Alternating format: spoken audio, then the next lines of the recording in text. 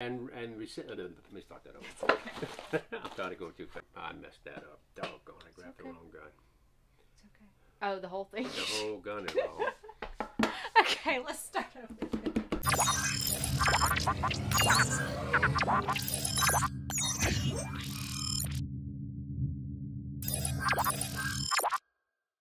Hello everyone, I'm Jerry Miculek, and this is Wheel Gun Wednesday.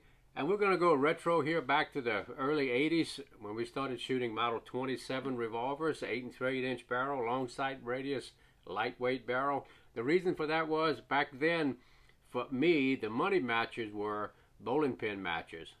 You could win a bunch of guns. Give you an idea, second chance, I think the first year I went there, I won 5 or 6 guns, had a Colt Python, had H&K 91s and stuff. So it was, to me, I could actually pay for my habit by shooting a revolver.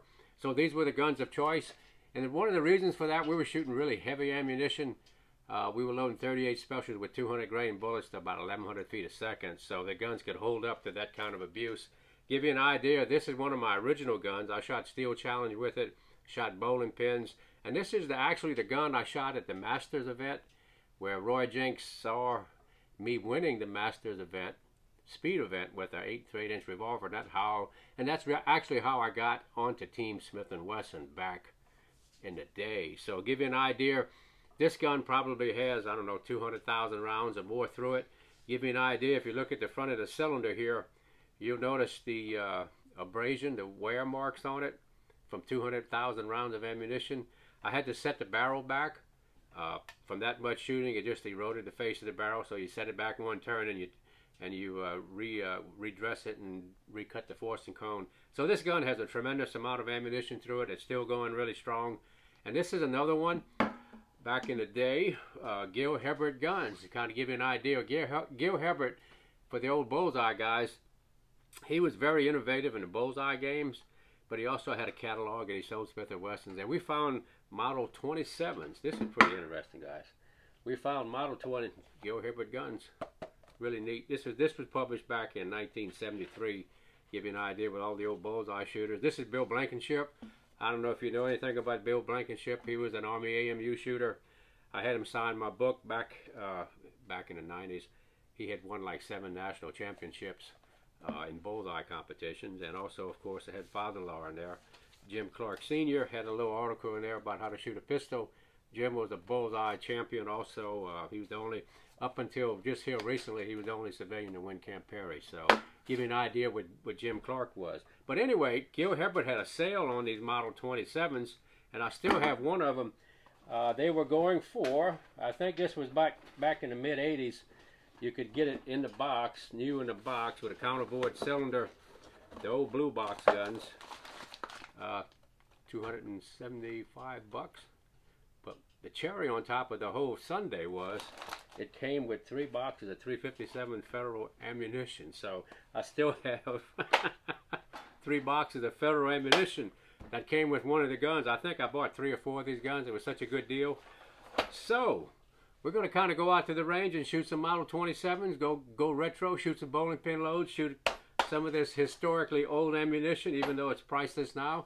And we'll just have some fun with the Model 27.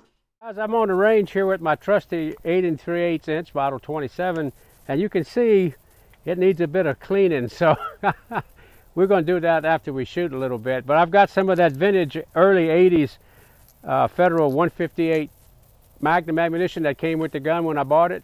So I've got a soda can on the left, and I've got 2 bowling pins, and this was the primary purpose of these guns, was to shoot bowling pins.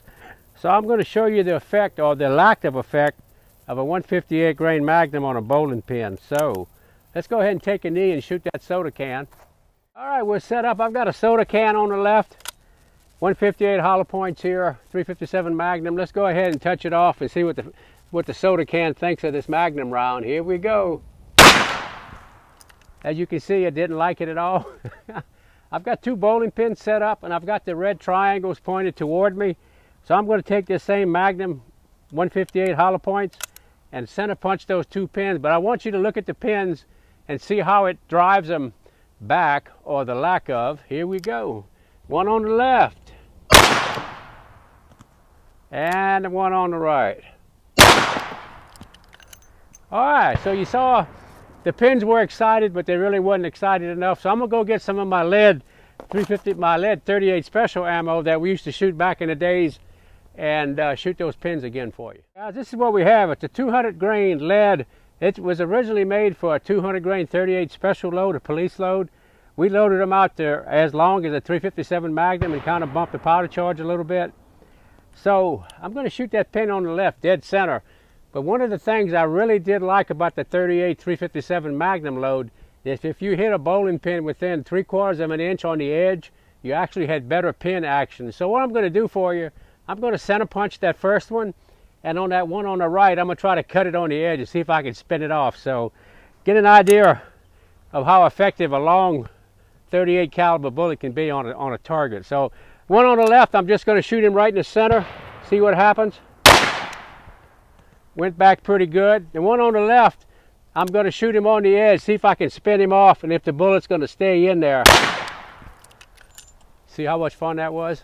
Actually, the one on the edge works better than straight on. Let's take a look. You can see the 357 hollow point and then the lead round had about the same effect straight on, but on that edge hit, I was just about 3/4 of an inch in. You saw the pin action, how it rotated off the table. And that was a great advantage when you're shooting against guys with 45s, because 45s had a tendency to penetrate and then bounce out, whereas that long, heavy 38 bullet had a lot of sectional density, and it would drive the pin straight back or get it some pin action going, get it on the ground as fast as you can. So you had to win, you know, that's what it's all about. 38, Model 27.